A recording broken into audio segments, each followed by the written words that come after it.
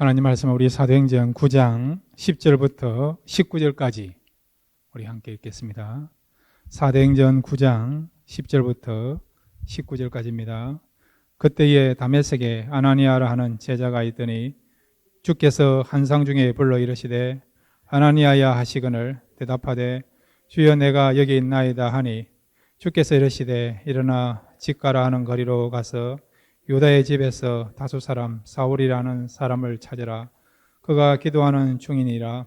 그가 아나니아라 하는 사람이 들어와서 자기에게 안수하여 다시 보게 하는 것을 보았느니라 하시거늘 아나니아가 대답하되 주여 이 사람에 대하여 내가 여러 사람에게 듣사온즉 그가 예루살렘에서 주의 성도에게 적지 않은 해를 끼쳤다 하더니 여기서도 주의 이름을 부르는 모든 사람을 결박할 권한을 대제사장들에게서 받았나이다 하거늘 주께서 이르시되 가라. 이 사람은 내 이름을 이방인과 임금들과 이스라엘 자손들에게 전하기 위하여 택한 나의 그릇이라.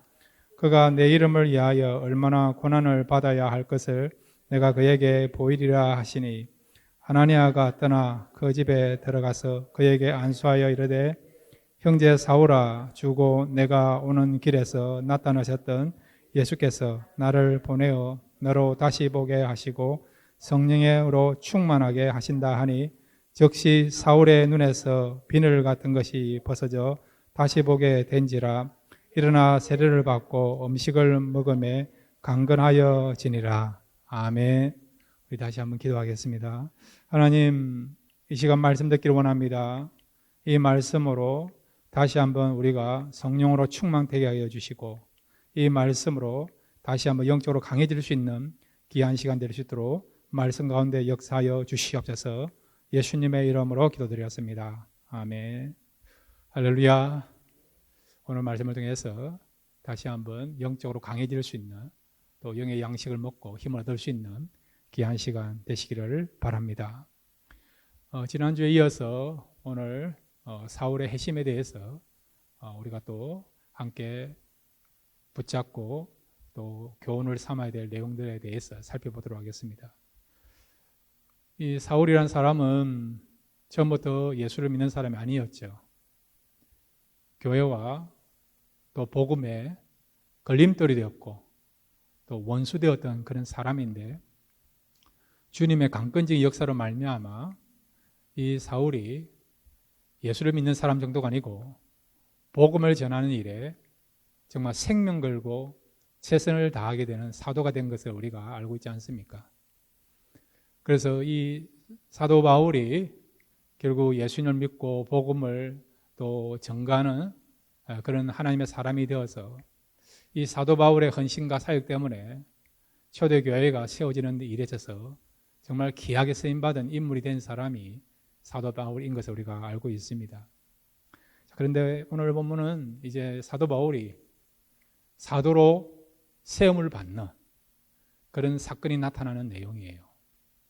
지난 시간은 사도 바울이 예수님을 만남으로 회심하게 되는 예수를 믿지 않았던 그런 사람이 불신자였던 그가 예수를 믿는 크리스찬이 되는 그런 과정에 대해서 살펴봤는데 오늘은 이제 그런 어떤 크리스찬이 되는 과정 정도가 아니고요.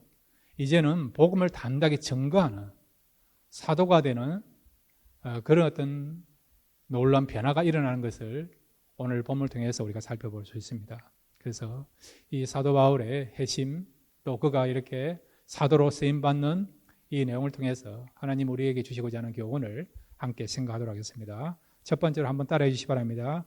기회에 대한 소망을 가져라. 예, 하나님께서 우리에게 기회를 허락하십니다. 그러기에 여러분 기회가 있다는 것을 아시고 기회에 대한 소망을 가지고 살아가시기를 바랍니다. 우리의 삶에 있어서 기회가 얼마나 중요합니까? 그래도 여러분이 이 자리까지 나오게 된 것은 하나님께서 우리에게 주신 기회가 있는데 그 기회들을 여러분 놓치지 않고 붙잡았기 때문에 이 자리에 나오게 된 줄로 믿습니다. 앞으로도 여러분이 하나님 앞에 가는 그날까지 또 세상을 떠난 그날까지 하나님은 계속해서 하나님의 백성들에게 놀라운 기회들을 허락해 줄 줄로 믿습니다. 우리에게 여러 가지 참 중요한 기회들이지 않습니까? 구원받을 수 있는 기회가 있고요. 그죠? 그 다음에 축복받을 수 있는 기회가 있고, 그 다음에 잃어버린 것을 회복할 수 있는 회복의 기회가 있고, 또 지금보다 더 나아지는 부흥할 수 있는 기회가 있습니다. 그 다음에 또 중요한 기회는 뭐냐? 우리가 쓰임받을 수 있는, 지금보다도 더 크게 쓰임받을 수 있는 쓰임의 직이 넓어지는 그런 기회가 우리에게 있어야 되고, 또 그런 기회가 우리에게 주어지게 될 줄로 믿습니다. 자, 오늘 본문에 보면 이 사도 바울이 사도가 되는 그런 기회가 주어지게 된 것을 보게 됩니다. 자, 여러분, 사도가 되려면 아무나 사도가 될 수 있을까요? 아닙니다. 여러분. 사도가 되기 위해서는 특별히 세 가지 자격을 갖춰야 됩니다.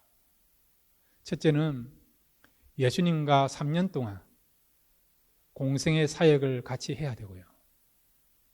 두 번째는 부활하신 예수님을 체험해야 되고, 세 번째는 오순절날 성령이 마가 요한의 다락방에 임할 때에 그 자리에 참석해야 되는 겁니다.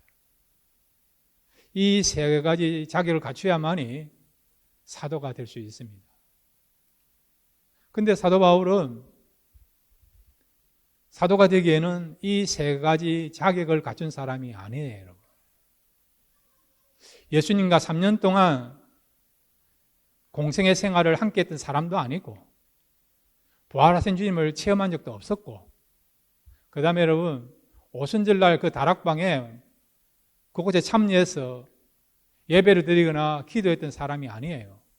그때는 그는 철저하게 복음에 대하여서 박해하고 반대하는 사람이었다는 것이죠. 이렇게 자격을 갖추지 못했던 사도 바울이 오늘 본문에 보면 사도가 되는 것을 보게 됩니다. 어떤 의미에서는 여러분, 사도 바울이 사도가 되기 위해서는 이런 자격을 갖춰야 되는데 이미 버스가 지난 것 같은, 지나간 버스를 세워야만 되는 그런 상황이라 할 수 있죠. 이미 예수님은 부활하셔서 성천하셨고, 오순절 다락방의 그 성역사도 이미 지나간 사건이고, 그 다음에 3년 동안 예수님과 함께 따라다녀야 되는데 그런 일도 하지 못했어. 그래서 그에게는 사도 될 수 있는 지금 자격은 이미 물 건너간 그런 상황이라 할 수 있습니다. 그럼에도 불구하고 사도 바울이 사도가 되지 않았습니까? 그럼 어떻게 해서 사도 바울이 사도가 될 수 있었느냐? 오늘 본문을 보면 부활하시고 성천하신 주님이 이 사도 바울 앞에 나타나셨어요. 주님의 음성을 들려주셨습니다.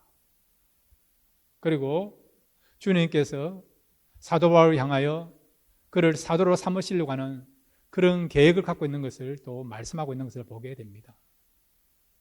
그 다음에 오늘 사도 바울이요, 아나니아를 만남으로 다메섹에 있는 주님의 신실한 제자인 아나니아를 만남으로 이 아나니아가 주님의 명령을 붙잡고 사도 바울에게 찾아가서 그에게 안수함으로 그가 성령을 받음으로, 그래서 그가 사도가 되는 것을 보게 됩니다.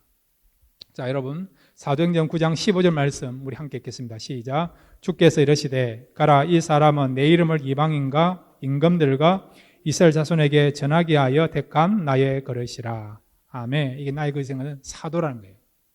주님이 직접 사도 바울을 사도로 임명하신 것입니다. 자, 여러분, 사도가 되기 위해서는 어떤 자격을 갖춰야 된다 했습니까? 예수님을 따라다녔거나 3년간 부활하신 주님을 만났거나 성령을 체험해야 된다 했어요. 그런데 지금 사도 바울이요, 예수님을 만난 거예요. 부활하신 주님을 만난 것입니다. 부활하신 주님을 만났기 때문에 사도의 자격을 갖추게 된 것이죠. 그 다음에 성령을 받아야 된다 했습니다. 그러면 그가 성령을 받았는가 받았는가? 자, 우리 사도행전 9장 17절 말씀 함께 읽겠습니다. 사도행전 9장 17절입니다. 시작. 아나니아가 뜨가 그 집에 들어가서 그에게 안수하여 이르되 형제 사울아, 주 곧 내가 오는 길에서 나타나셨던 예수께서 나를 보내어 너로 다시 보게 하시고 성령으로 충만하게 하신다 하니. 아멘. 사도 바울이 성령 받았습니까? 안 받았습니까? 받았죠. 그것도 충만하게 성령을 받은 것입니다. 마치 특별 전형으로 사도 될 수 있는 자격을 갖추지 못한 사도 바울을 주님께서 사도로 세우기 위해서 그 부활하신 주님이 나타나셔가지고요, 그 주님을 만나게 하고, 그 다음에 오순절날 성령 받지 못했던, 그 자리에 참석하지 못했던, 그래서 사도 될 수 있는 자격을 이미 상실한, 자격을 갖추지 못한 사도 바울에게 다시 한번 성령 받을 수 있는 기회를 주시고자 아나니아를 통해서 사도 바울에게 안수함으로 그가 성령을 받게 됨으로 말미암아 사도의 자격을 갖추게 하는 것을 보게 되죠. 그리고 3년간 이 사도 바울은 예수님과 동고동락하면서 동행한 삶을 살았던 사람이 아니에요. 그럼에도 불구하고 주님께서 특별하게 임명하셔서 이 사도 바울을 사도로 세우신 것을 보게 되는 것이죠. 그러니까 우리가 볼 때는 이 사도 바울은 이 사도가 될 수 있는 기회가 없음에도 불구하고 그 기회는 이미 물 건너간 같은 그런 상황임에도 불구하고 하나님은 이 사도 바울을 복음을 위하여서 또 교회를 위하여서 또한 앞으로 말씀을 쓰는 그런 일을 위하여서 그를 사도로 삼으신 것을 보게 되는 것이죠. 그러니까 주님이 만드시면 얼마든지 우리가 이렇게 쓰임받을 수 있는 또 회복될 수 있는 그런 기회가 주어진다는 것을 사도 바울을 통해서 우리가 보게 되는 것입니다. 그리고 여러분, 우리가 성경 역사 보면 정말 기적의 역사들이 참 많이 있는데 그 중에 또 놀라운 기적이 뭐냐니까 이스라엘 백성들이 AD 70년에 로마에 의해서 완전히 식민지화 됩니다. 예루살렘 성전이 이제 무너지게 되고 그 뒤로부터 그 예루살렘에 살고 있었던 유대인들, 유대 전역에 살고 있던 유대인들이 이제는 세계 전체적으로 흩어지게 되는 거죠. 나라를 잃고 유리방황하면서 전 세계를 돌아다니면서 그리고 안타깝고 비참한 생활을 하게 됩니다. 그런데 여러분, 나라를 잃어버렸던 그 이스라엘 백성들이 언제 다시 나라를 되찾게 되는지 아십니까? 1948년도예요. 1948년도예요. AD 70년대에 나라를 잃어버렸다가 그 땅을 떠나서 미래를 알 수 없는 그런 불확실한 그런 인생을 살다가, 그런 삶을 살다가 극적으로 하나님의 은혜 가운데 하나님의 도움을 통해서 1948년도에 지금 그 팔레스타인 땅, 지금 이스라엘 땅에 다시 이스라엘이라는 이름을 걸고 나라를 회복하게 되는 것을 우리가 보게 됩니다. 우리가 역사를 보면요, 세계의 많은 민족들이 형성되었다가 결국 정치적인 이유로 인해서 또 여러 가지 어떤 상황으로 인해서 나라를 잃어버리고 다른 민족에 흡수되어 가지고 이름도 알지 못하는 그런 나라들이 있고 그런 민족들이 있지 않습니까? 과거에는 잘 나갔던 민족들이었고 나라들이었지만은 결국 국력이 쇠퇴함으로 말미암아 나라도 잃어버리고 민족도 결국 사라져서 지구상에 전혀 지금 발자취를, 흔적을 찾아볼 수도 없는 그런 나라들과 민족들이 많이 있지 않습니까? 그럼에도 불구하고요, 이스라엘 민족은 어떻게 AD 70년에 나라를 잃어버렸다가 그것도 1948년도에 그것도 나라를 잃어버린 지 1870년 만에 그들의 나라를 다시 회복하게 되었는가? 그 이유가 궁금하지 않습니까? 자, 여러분, 창세기 17장 8절 말씀 함께 읽겠습니다. 창세기 17장 8절입니다. 함께 읽겠습니다. 시작. 내가 너와 내 후손에게 내가 거류하는 이 땅 곧 가나안 온 땅을 주어 영원한 기업이 되게 하고 나는 그들의 하나님이 되리라. 아멘. 하나님이 아브라함과 한 약속이에요. 너가 살고 있는 이 가나안 땅, 이 가나안 땅을 너와 너의 후손들에게 영원한 기업으로 주겠다 약속하신 것이죠. 그 말은, 이 말씀은 너의 후손들이 이 땅의 주인으로 살게 하게 될 것이다. 비록 중간에 정치적으로 어려움이 있어서 잠깐 동안 나라를 잃어버려서 세계 흩어져서 노예 생활도 하고 나그네 인생도 살고 서름도 당하고 학대도 당하고 구박도 받고 그런 일도 있지만은 궁극적으로 너희들의 나라를 회복하게 될 것이다. 그리고 이 땅을 너희 후손들이 차지하게 될 것이다. 이 땅에다가 너희 나라에 너희 후손들의 그런 어떤 이름으로 그런 어떤 나라를 세우게 될 것이다. 이 약속을 하나님께 아브라함에게 하신 거예요. 하나님이 이 약속을 하셨기에 다시 이스라엘 백성들이 그들의 나라를 세울 수 있는, 이스라엘이라고 하는 나라를 세울 수 있는, 그 나라를 회복할 수 있는 그런 기회를 주신 것입니다. 여러분, 여기서 말하는 후손들은 아브라함의 우리 육적인 후손인 유대인들만 이야기하는 게 아니고요. 모든 믿는 자들은 아브라함의 후손인 것을 믿으시기를 바랍니다. 우리 역시도 우리가 잃어버렸던 나라를 회복하게 될 것을 말씀해 주고 있습니다. 이스라엘의 그런 어떤 백성들이 잃어버렸던 그들의 땅, 가나안 땅을, 팔레스틴 땅을 회복하게 된 것처럼, 그래서 그들의 영원한 기업으로 삼는 것처럼 영적인 아브라함의 후손인 우리들도 우리가 잃어버렸던 그 땅을 회복하게 될 것을 말씀해 주고 있습니다. 여러분, 원래 우리가 아담의 후손이잖아요.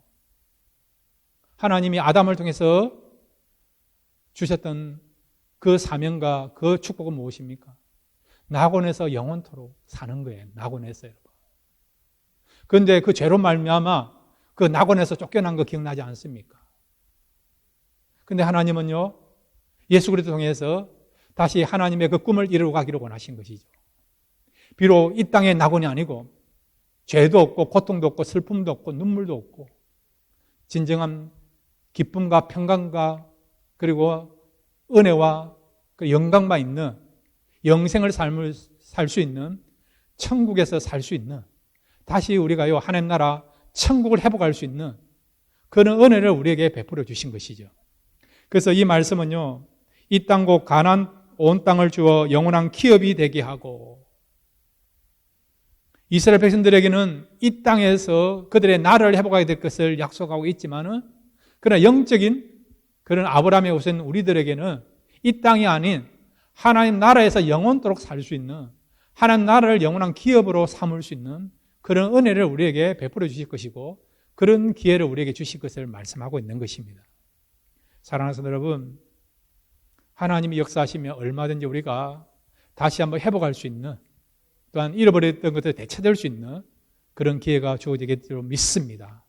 성경은 우리에게 내 입을 열라 내가 채우리라고 말씀하고 있습니다. 한번 따라해 주시기 바랍니다. 내 입을 열라 내가 채우리라. 예, 이 말은요, 입을 더 크게 벌리면 벌릴수록 하나님께서 그 벌린 입에다가, 열린 입에다가 더 큰 걸 채운다는 거죠. 더 큰 것을 풍성하게 채우신다는 것이죠. 그러니까 여러분, 기회는 있습니다. 회복할 수 있는 기회가 있어요. 새로운 역사를 경험할 수 있는 그런 기회가 있습니다. 또 하나님께 귀하게 쓰임받을 수 있는 기회가 있습니다. 사도 바울에게 사도 될 수 있는 기회를 주셨고, 이스라엘 백성들에게 그들의 땅을 회복할 수 있는 기회를 주신 것처럼 하나님은 얼마든지 그 하나님을 바라보는 자들에게 이런 회복할 수 있는, 또 새로운 은혜를 누릴 수 있는 기회를 주십니다. 이런 기회가 있는 것을 알고 기회에 대한 소망을 가지시고 하나님 주신 그 기회를 잘 선용하셔서 놀라운 축복과 은혜를 받을 수 있는 그런 저와 여러분 되시기를 바랍니다. 두 번째로 오늘 이 사도 바울의 핵심을 통해서 우리가 또 붙잡아야 될 귀한 교훈이 있습니다. 한번 따라해 주시기 바랍니다. 힘들어도 순종은 해야 한다. 예, 우리가 무엇을 해야 된다고요? 순종을 해야 되는 거예요. 신앙생활 하면서 제일 힘든 것이 순종 아닙니까? 순종. 간단한 순종이나 쉬운 순종은 우리가 할 수 있죠. 그런데 어떤 경우는 내 능력으로, 내 실력으로, 내 믿음으로 순종하기에는 좀 힘든 그런 순종이 있지 않습니까? 하나님이 원하시고 요구하시는 그 순종을 이루려고 하면 때로는 내가 억울함을 당해야 되고, 무시당해야 되고, 내려놔야 되고, 때로는 손해보는 일도 있지 않습니까? 그런 면이 있기 때문에 우리가 순종하는 것을 때로는 주저하고 또 거리끼고, 어떤 경우는 하나님 그런 순종은 내가 지금 할 수 없습니다. 다음에 하겠습니다 하고 하나님의 명령에 대해서 우리가 순종하지 않고 불순종하거나 머뭇거리거나 거부하는 경우도 있지 않습니까? 그렇지만 여러분, 우리의 관점에서 하나님의 순종을 생각하지 마시고 하나님의 관점에서 순종을 생각하시기를 바랍니다. 하나님은 어떤 분입니까? 우리의 형편과 우리의 사정을 모르는 분입니까? 우리의 믿음의 그런 수준을 모르는 분입니까? 다 아시는 분 아닙니까? 그리고 그 하나님은 어떤 분이십니까? 우리 하나님은 모든 것들을 정확하게 말씀하시고 모든 것을 정확하게 이끌어 가시는 전지전능하시는 그런 하나님이시고 실수가 없는 분 아니십니까? 그런 하나님이 우리에게요 이런 순종하라고 요구하십니다. 그러면 그 순종은 우리가 해야 될 순종이라는 것이죠. 그 다음에 하나님께서 우리에게 순종하라는 이유는, 순종을 요구하시는 이유는 그것을 통해서 우리가 축복받을 수 있기 때문에, 또 우리의 모든 영적인 뿐만 아니라 육의 것도 회복될 수 있기에, 그런 관점을 가지시고 하나님 우리에게 순종을 요구한다는 겁니다. 성경에 보면 그래도 쓰임받고 아름다운 영향력을 나타내고 하나님께 인정받은 사람들은 어떤 사람들입니까? 순종한 사람들, 순종한 사람들. 처음에는 그 순종이 쉬운 순종이 아니었어요, 여러분. 아브라함은 본토와 친척, 아비의 집을 버려야 되는 순종이었습니다. 나중에는 그의 아들까지도 하나님께 바쳐야 되는 순종이었습니다. 다니엘은 그 순종을 따를 때에 그의 국무총리직을 내려놓을 정도가 아니고요, 사자굴에 들어가서 맹수의 밥이 될 수도 있는 그런 순종이었습니다. 사드락 메삭 아벳느고도 마찬가지죠. 하나님만을 섬기는 것, 그 순종을 따르기 위해서는 풀무불에 들어가서 재로 변해야 되는 그런 순종이었어요. 목숨을 걸어야 되는 그런 순종이었습니다, 여러분. 쉬운 순종이 아니었어요, 여러분. 그렇지만 하나님께서 그렇게 순종한 자들 어떻게 하십니까? 축복하시지 않습니까? 사자굴에서도 지켜주시고 풀물 가운데도 지켜주시고, 아비와 친척 본토를 버리고 하나님 말씀하신 곳으로 갔던 아브라함에게는 하나님께서 그를 축복의 통로로 믿음의 조상으로 삼으신 거 알고 있지 않습니까, 여러분?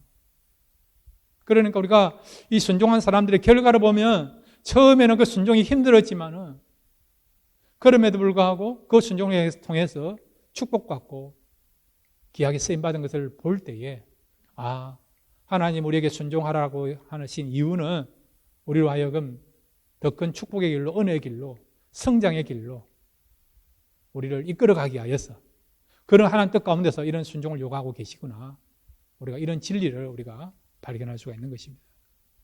자, 오늘 본문에 보면 이 아나니아라는 사람에게 주님이 찾아오셔서 순종을 요구합니다. 지금 사울이라는 청년이 눈이 먼 채로 장님이 되어 있는 가운데 직가라는 곳에 지금 기도하고 있는데 그곳에 가서요 그에게 안수해 주라는 것이죠. 이 순종을 하기가 쉽지가 않습니다. 사도 바울이 누굽니까? 예수 믿는 사람이라면 다 알고 있는 사람 아닙니까? 교회를 박해하고 성도를 핍박했던, 성도들을 잡아서 대세상에 넘겼던 그런 악한 사람이고, 그리고 또한 교회를 그렇게 힘들게 한 그런 인물로 인식되고 있는 것이 사도 바울 아닙니까? 예수 믿는 사람이라고 한다면 사도 바울의 그런 악행을 다 알고 있는 그런 상황이에요, 여러분. 주님 말씀 붙잡고 사도 바울 가서 만약에 안수해 주었다고 그런다 한다면, 만약에 사도 바울이 지금까지 한 것이 거짓이었다고 한다면, 성도들을 잡아들이기 위한 그런 음모를 꾸미고 그렇게 했다고 한다면 영락없이 이 아나니아도 체포되거나 사도 바울에게 잡혀서 얼마나 어려움을 당할 수 있는 그런 상황이 얼마든지 이 아나니아에게 주어질 수 있는 것이죠. 그래서 지금 아나니아가 예수님의 이 명령을 붙잡고 뭐라고 이야기합니까? 자, 우리 사도행전 9장 10절과 12절까지 우리 같이 읽겠습니다. 사도행전 9장 10절에서 12절입니다. 시작. 그때에 다메섹에 아나니아라는 제자가 있더니 주께서 환상 중에 불러 이르시되 아나니아야 하시거늘 대답하되 주여 내가 여기 있나이다 하니 주께서 이르시되 일어나 치가라는 거리로 가서 유다의 집에서 다소 사람 사울이라는 사람을 찾으라. 그가 기도하는 중이리라. 그가 아나니아라는 사람이 들어와서 자기에게 안수하여 다시 보게 하는 것을 보았느니라 하시거늘. 아멘. 주님이 아나니아에게 지금 사도 바울로 가서 안수하라는 것이죠. 이미 환상 중에 네가 사울에게 올 것을 그가 보았다라고 말씀하고 있는 것입니다. 이것은 하나님의 뜻이라는 것이죠. 네가 사도 바울한테 가는 것은, 그에게 안수하는 것은, 그를 이방인을 위한 나의 사도로 세우는 것은 하나님 뜻이라는 것을, 그리고 너가 해야 될 사명이라는 것을 이미 주님께서 이 아나니아에게 말씀하고 있는 것이죠. 아나니아는 이런 주님의 명령을 붙잡고 그가 뭐라고 또 이야기합니까? 13절, 14절. 사도행전 9장 13절에 14절입니다. 시작. 아나니아가 대답하되 주여 이 사람에 대하여 내가 여러 사람에게 듣사온즉 그가 예루살렘에서 주의 성도에게 적지 않은 해를 끼쳤다 하더니 여기서도 주의 이름을 부르는 모든 사람을 결박할 권한을 대상들에게서 받았나이다 하거늘. 예, 못 가겠다는 건 못 가겠다. 마치 호랑이 입으로 들어간 것 같은 그런 위험천만한 일을 자기가 해야 된다는 거죠. 주님이 지금 요구하고 있는, 주님이 말씀하시는 그 순종은 너무 힘든 순종이라는 거죠. 나의 목숨을 내걸어야 되는 그런 순종이라는 것입니다. 그렇지만은 주님은 이 아나니아의 그런 이야기를 들으시고 그래도 네가 가야 된다는 거죠. 사도 바울은 이방인들과 임금들과 이스라엘 자손들을 위해서 복음을 전할 내가 세운 그릇이다. 그렇게 말씀하시면서 아나니아 네가 가야 된다고 말씀하지 않습니까? 결국 이 아나니아는 주님의 이 간곡한 말씀을 듣고 명령을 붙잡고 어떻게 합니까? 17절 말씀, 우리 17절 사도행전 9장 17절 말씀 함께 읽겠습니다. 시작. 아나니아가 떠나 그 집에 들어가서 그에게 안수하여 이르되 형제 사울아 주곧 내가 오는 길에서 나타나셨던 예수께서 나를 보내어 너로 다시 보게 하시고 성령으로 충만하게 하신다 하니. 아멘. 주님의 명령에 순종한 것이죠. 순종했더니 어떤 일이 벌어졌습니까? 사도 바울이 성령 충만하게 되고 또 그의 눈에 있는 비늘이 벗어지게 되고 그 다음에 담대하게 복음을 전가하는 그런 놀라운 변화가 일어나게 되게 된 것이죠. 순종했더니 두려움이 있었지만 염려가 있었지만 여러 가지 마음에 근심이 있었지만 의문이 가졌지만 그래도 그 명령하시는 분이 주님이시니까 주님은 참되시고 진리이시고 또 모든 것을 바르게 인도하시는 생명의 주님이시니까 주님의 말씀에 그런 어떤 절대적인 권위에 순복하면서 순종했더니 그렇게 악명 높았던 복음을 박해했던 폭행자였고 핍박자였던 사도 바울이 결국 예수를 믿는 정도가 아니고요 성령 충만하게 되고 또 주님이 세우시는 그런 사도가 되어서 복음을 위해서 놀라운 일을 감당하는 그런 사도로 전도자로 목회자로 사역하게 되는 것을 우리가 보게 되는 것이죠. 이 아나니아의 순종이 사도 바울을 위대한 하나님의 사람으로 또 사도로 세우는데 귀한 영향을 미치고 그런 역할을 하게 된 것을 보게 되는 것입니다. 그런데 여러분 성경에 보면 이렇게 아름답게 순종한 사람도 있지만 순종하지 못해서 또 어려움을 겪는 그런 사람도 있지 않습니까? 우리가 잘 알고 있는 요나서 1장 3절부터 요나서 1장 우리 1절부터 3절까지 같이 읽겠습니다. 요나서 1장 1절부터 3절입니다. 시작. 여호와의 말씀이 아미떼 아들 요나에게 임하니라. 이르시되 너는 일어나 저 큰 성읍 니느웨로 가서 그것을 향하여 외치라. 그 악독이 내 앞에 상달되었음이니라 하시니라. 그러나 요나가 여호와의 얼굴을 피하려고 일어나 다시스로 도망하려 하여 욥바로 내려갔더니 마침 다시스로 가는 배를 만난지라. 여호와의 얼굴을 피하여 그들과 함께 다시스로 가려고 뱃삭을 주고 배 위에 올라왔더라. 예. 결국 하나님의 순종을 행하지 않고 하나님은 니느웨 가서 복음 전하려 했는데 회개 메시지 전하라고 했는데 이 요나는 니느웨 가서 복음 전하는 것을 싫어했습니다. 그들에게 회개 메시지 전하는 것을 싫어했습니다. 왜냐하면 그 당시 악수르는 그렇게 악한 민족이고요. 주변 나라를 힘들게 했다. 그런 나라고 그런 민족이었거든요. 그런 민족은 회개해야 될 것이 아니고 심판받아야 되고 멸망당해야 된다고 생각했던 것이죠. 그렇게 싫어하는 민족인데 하나님은 요나에게 그래도 그들이 가서 회개 메시지 전하는 거죠. 요나 입장에 보면 자기가 그렇게 싫어하는 일을 하나님이 하라고 말씀하고 있는 거죠. 만약에 여러분에게 일본에 가서 복음을 전하란다면 하겠습니까? 하실 분도 있고 못하는 분도 있지 않습니까? 요즘은 덜 하지만 한국에서 한때는요, 일본 가서 복음 전하는 것을 거부한 사람도 참 많았어요. 그만큼 한국하고 일본하고 아직도 민족적인 그런 고울이 깊은 거 알고 있지 않습니까? 그 당시 악수르 민족은 얼마나 악한 민족인가 하니까 주변의 민족들을 침입해가지고요, 그 민족들을 끌고 갈 때에 그냥 끌고 가는 게 아니고요. 어떤 경우는 얼굴을 이렇게 구멍을 내서 끌고 간다든지, 혀에다가 구멍을 뚫어가지고 끌고 간다든지, 발목에다가도 이렇게 쇠사슬 끼워가 끌고 간다든지, 그만큼 잔인하고 몰인정한 그런 민족이 아수르 민족이었습니다. 주변 나라들을 그렇게 혹독하게 대했던 그런 민족이 아수르 민족이었어요. 그러니까 요나는 이 아수르에 대해서 좋은 감정을 갖고 있지 않은 것이죠. 그런데 하나님은 요나에게 그들이 가서 복음을 전하라고, 회개 메시지 전하라고 말씀하지 않습니까? 자기의 어떤 자존심으로는 그걸 감당할 수 없는 거죠. 그래서 결국 하나님의 명령을 붙잡고도 니느웨로 가지 않고 어디로 갔습니까? 배를 타고요, 다시스. 이 다시스가 어딘 줄 아십니까? 지금의 스페인이에요, 스페인. 그 당시 스페인은 여러분, 중동사에서는 지구 끝으로 알려지는 거예요. 지구 끝.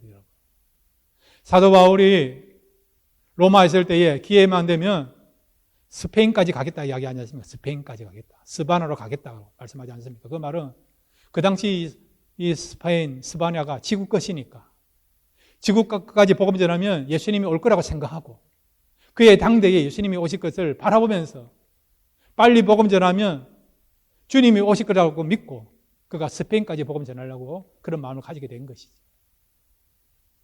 그렇지만 하나님은 요나를 어떻게 하셨습니까? 풍랑을 일으켰어. 요나가 결국 바다에 떨어지게 되고 바다에 떨어진 그 요나는 어디까지 내려가게 되었습니까? 고기 배속까지 들어가게 되게 된 것이죠. 나중에 여러분 회개하게 되고 하나님께서 고기의 입을 열어서 요나를 토해내지 않습니까? 결국 요나는 어디로 갑니까? 하나님이 명령하신 그가 진짜 가야 될 바로 니느웨로 가게 되는 것을 보게 되죠. 처음부터 순종했다면 그런 이런 고생, 고난 없이 시련 없이 얼마든지 그가 하나님의 일을 감당할 수 있는데 그런데 하나님의 말씀 듣고 싫어하니까 그리고 또 그 말씀을 받아들이기에 불편하니까 거부한 나머지 결국은 시련을 통해서 어려움을 당하게 되고 나중에는 궁극적으로 그가 가야 될 그 순종의 길로 가게 되는 것을 보게 되는 것입니다.